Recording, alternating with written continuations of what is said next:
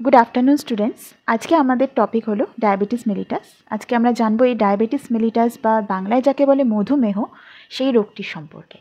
এটি তোমাদের যে অন্তঃক্ষরা তন্ত্র বা এন্ডোক্রাইন সিস্টেম রয়েছে সিলেবাসে তার অন্তর্গত একটি পার্ট, যেটা আমাদের পড়তে হবে। আজকাল ডায়াবেটিস মেলিটাস এই রোগটি খুবই অত্যন্তই একটি কমন রোগ। এটি এক রকমের মেটাবলিক ডিসঅর্ডার, যেটা আজকাল প্রায় ঘরে ঘরেই দেখা যায়। তো ডায়াবেটিস মেলিটাস রোগটি আসলে কী? আমরা সবাই মোটামুটি শুনে থাকি যে ডায়াবেটিস মেলিটাসে আমাদের রক্তের যে গ্লুকোজ মানে শর্করার যে পরিমাণ সেটা আমাদের রক্তে অনেক বেড়ে যায়। তো ডায়াবেটিস মেলিটাস এমনই একটি মেটাবলিক ডিসঅর্ডার যার ক্ষেত্রে আমাদের ব্লাড গ্লুকোজ লেভেলটা মানে রক্তের যে শর্করার পরিমাণটা সেটা স্বাভাবিকের তুলনায় অনেক বেশি থাকে। আমাদের স্বাভাবিক রক্ত শর্করার মান কত? ফাস্টিং কন্ডিশনে মানে কিছু না খাওয়া অবস্থাতে আমাদের ব্লাড সুগার লেভেলের স্বাভাবিক মান হলো 70 থেকে 100 mg/dl এবং খাওয়ার পর আমাদের ব্লাড সুগার লেভেলের নর্মাল বা স্বাভাবিক মান হলো 80 থেকে 140 mg/dl। যখন কোনো অবস্থাতে কোনো মানুষের রক্ত শর্করার পরিমাণ এই স্বাভাবিক যে মান তার চেয়ে বেড়ে যায় তখন সেই অবস্থাটিকে বলে ডায়াবেটিস মেলিটাস বা মধুমেহ রোগ। আমরা সবাই জানি যে ইনসুলিন একটি হরমোন যার প্রধান কাজ হলো আমাদের রক্তে শর্করার পরিমাণটাকে নিয়ন্ত্রণ করা। এই ইনসুলিনটি কোথা থেকে ক্ষরিত হয়? আমাদের যে অগ্ন্যাশয় রয়েছে তার অন্তর্গত আইলেটস অফ ল্যাঙ্গারহ্যান্সের বিটা কোষ থেকে এই ইনসুলিন হরমোনগুলি ক্ষরিত হয়। ইনসুলিন আমাদের যে রক্তের গ্লুকোজগুলো রয়েছে সেগুলোকে গ্লাইকোজেন হিসেবে আমাদের লিভার বা যকৃতে এবং পেশি কোষে সঞ্চিত করে রাখে। এর ফলে আমাদের যে রক্তে শর্করার পরিমাণটা আছে সেটা কমতে থাকে এবং স্বাভাবিক থাকে। কিন্তু কোনো কারণে যদি ইনসুলিনের অভাব ঘটে বা ইনসুলিন ঠিকঠাকভাবে কাজ করতে না পারে তখন কি হবে? আমাদের রক্তে শর্করার পরিমাণটা বাড়তে থাকবে এবং এই অবস্থাটাকে ডায়াবেটিস মেলিটাস বা মধুমেহ রোগ বলে। ডায়াবেটিস মেলিটাস বা মধুমেহ রোগ প্রধানত দু রকমের হয়। একটিকে বলে টাইপ 1 ডায়াবেটিস মেলিটাস, অপরটিকে বলে type 2 diabetes mellitus. Type 1 diabetes mellitus সেই ডায়াবেটিস মেলিটাসটিকে বলা হয় যে ক্ষেত্রে আমাদের যে ইনসুলিন সেই হরমোনটি তৈরিই হতে পারে না। কোনো কারণে যে আইলেটস অফ ল্যাঙ্গারহ্যান্সের বিটা কোষগুলো রয়েছে অগ্ন্যাশয়ে সেগুলো যদি রোগগ্রস্ত হয় বা ধ্বংসপ্রাপ্ত হয় তাহলে ইনসুলিন হরমোন তৈরি হতে পারে না। তার ফলে ব্লাড গ্লুকোজ লেভেলটা বাড়তে থাকে, কারণ ইনসুলিনই নেই যারা এই গ্লুকোজটাকে গ্লাইকোজেনে রূপান্তর করবে। এই অবস্থাটাকে এই রকম যে ডায়াবেটিস মেলিটাস তাকে বলে টাইপ 1 ডায়াবেটিস মেলিটাস। আর টাইপ 2 ডায়াবেটিস মেলিটাস কোনটা? যখন ইনসুলিন প্যানক্রিয়াস দ্বারা সঠিক পরিমাণেই তৈরি হচ্ছে কিন্তু সেই ইনসুলিন সঠিকভাবে আমাদের দেহে কাজ করতে পারছে না, সেই অবস্থাটিকে বলা হয় টাইপ 2 ডায়াবেটিস মেলিটাস। তাহলে টাইপ 1 ডায়াবেটিস মেলিটাস যেটা বললাম যে এক্ষেত্রে প্যানক্রিয়াস ইনসুলিনটাই তৈরি করতে পারছে না বা খুব কম পরিমাণে তৈরি করছে, কিন্তু আমরা যে খাবারটা খাচ্ছি সেখান থেকে তো গ্লুকোজ উৎপন্ন হচ্ছে নর্মাল লেভেলেই, কিন্তু এই গ্লুকোজগুলো গ্লাইকোজেন রূপে গ্লাইকোজেনেসিস পদ্ধতিতে আর সঞ্চিত হতে পারছে না, ফলে রক্তের শর্করার পরিমাণ বা গ্লুকোজের পরিমাণ বেড়ে যাচ্ছে। তো টাইপ 1 ডায়াবেটিস মেলিটাসটা দেখা যাচ্ছে যে সরাসরি ইনসুলিনের অভাবের কারণে হচ্ছে। এই অবস্থাতে পেশেন্ট বা যে ডায়াবেটিস রোগী রয়েছে তাকে যেহেতু ইনসুলিন দেহে তৈরি হচ্ছে না তাই বাইরে থেকে ইনসুলিন ইনজেকশনের মাধ্যমে গ্রহণ করতে হয়। এই কারণে এই ডায়াবেটিস মেলিটাস বা টাইপ 1 ডায়াবেটিস মেলিটাসকে ইনসুলিন ডিপেন্ডেন্ট ডায়াবেটিস মেলিটাস বা ইনসুলিন নির্ভর ডায়াবেটিস মেলিটাসও বলা হয়। এটি সাধারণত যে কোনো বয়সেই হতে পারে, এমনকি এটি শিশুদের ক্ষেত্রেও দেখা যায়। শিশুদের ক্ষেত্রে এই রকম ডায়াবেটিস মেলিটাস হলে তাকে জুভেনাইল ডায়াবেটিস মেলিটাস বলে। তাহলে আমরা জানলাম টাইপ 1 ডায়াবেটিস মেলিটাস সম্পর্কে।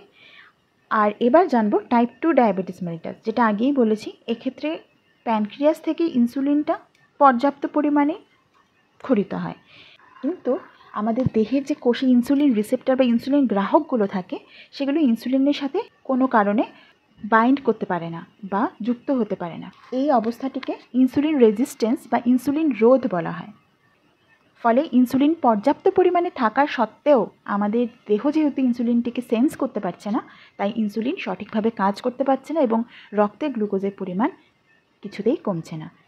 এই অবস্থাটিকে টাইপ 2 ডায়াবেটিস মেলিটাস বলে। কিন্তু এক্ষেত্রে ইনসুলিনের পরিমাণ যেহেতু দেহে সঠিকভাবে উৎপন্ন হচ্ছে তাই বাইরে থেকে ইনসুলিন গ্রহণ করার আর কোনো প্রয়োজন পড়ে না। সেই কারণে টাইপ 2 ডায়াবেটিস মেলিটাসকে নন ইনসুলিন ডিপেন্ডেন্ট ডায়াবেটিসও বলা হয়। তাহলে টাইপ 1 আর টাইপ 2 ডায়াবেটিস মেলিটাসের পার্থক্যগুলো কী কী?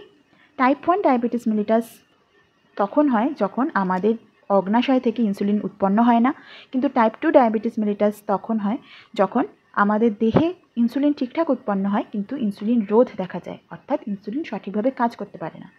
টাইপ 1 ডায়াবেটিস যেটা আমি বললাম যে কোনো বয়সী হতে পারে, এমনকি শিশুদেরও দেখা যায়, কিন্তু টাইপ 2 ডায়াবেটিস মেলিটাস সাধারণত 40 বছরের ঊর্ধ্বে অর্থাৎ বয়স্কদের দেখা যায়।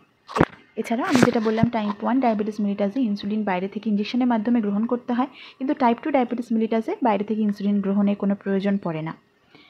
আর টাইপ 2 ডায়াবেটিস মেলিটাসে সাধারণত কোনো হাইপোগ্লাইসেমিক ড্রাগ প্রেসক্রাইব করা হয় ডাক্তারদের মাধ্যমে, যেগুলো ব্লাড গ্লুকোজ লেভেলটাকে কমায়। টাইপ 1 আর টাইপ 2 ডায়াবেটিস মেলিটাস ছাড়াও আরেক ধরনের ডায়াবেটিস মেলিটাস দেখা যায়, যাকে বলে জেস্টেশনাল ডায়াবেটিস মেলিটাস। এটি মূলত প্রসূতি মা যারা সন্তান বহন করছেন তাদের ক্ষেত্রে দেখা যায়।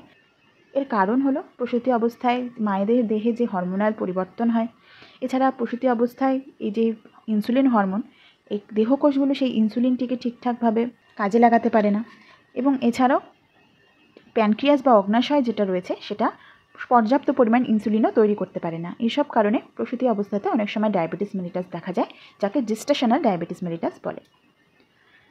প্রত্যেকটি ডায়াবেটিস মেলিটাসে কিছু কমন সিমটম বা রোগ লক্ষণ রয়েছে।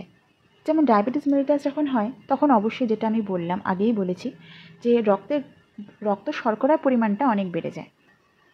রক্ত শর্করার পরিমাণটা এতটাই বেড়ে যায় যে সেটি আমাদের মূত্রের মাধ্যমেও গ্লুকোজ বাইরে নির্গত হতে শুরু করে। এই ঘটনাটিকে গ্লুকোসুরিয়া বলা হয়। এছাড়াও ডায়াবেটিস মেলিটাস হলে আমাদের যে বৃক্কীয় নালিকা রয়েছে সেখানে গ্লুকোজের উপস্থিতি থাকায় তারা সঠিকভাবে জলের পুনঃশোষণ করতে পারে না, এবং এর ফলে বেশি পরিমাণে মূত্র উৎপন্ন হয়, এবং এই মূত্র উৎপন্ন বেশি হওয়ার জন্য মূত্র ত্যাগের প্রবণতাও বাড়ে। এই ঘটনাটিকে ডাইউরেসিস বা পলিইউরিয়া বলা হয়। এছাড়াও যেহেতু মূত্র উৎপাদন বেশি হচ্ছে এবং মূত্র ত্যাগ বেশি হচ্ছে, আমাদের দেহে জলের ঘাটতি হবে, এবং জলের ঘাটতি হওয়ার ফলে আমাদের যে তৃষ্ণা কেন্দ্র রয়েছে হাইপোথ্যালামাসে সেটি উদ্দীপিত হয়, ফলে আমাদের তৃষ্ণা বাড়ে, এবং তৃষ্ণা বাড়ার ফলে আমাদের মধ্যে জল পান করার প্রবণতাও বাড়ে। এই ঘটনাটিকে পলিডিপসিয়া বলা হয়।